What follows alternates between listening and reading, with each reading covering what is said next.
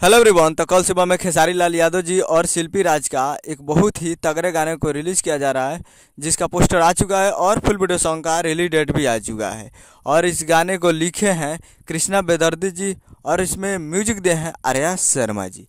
और इस गाने को गाए हैं खेसारी लाल यादव जी और शिल्पी राज जी, जो कि इस गाने को कल सुबह में रिलीज़ किया जा रहा है। और वीडियो में खेसारी लाल यादव जी और रानी एक्ट्रेस जी, फिट में है रानी एक्ट्रेस जी।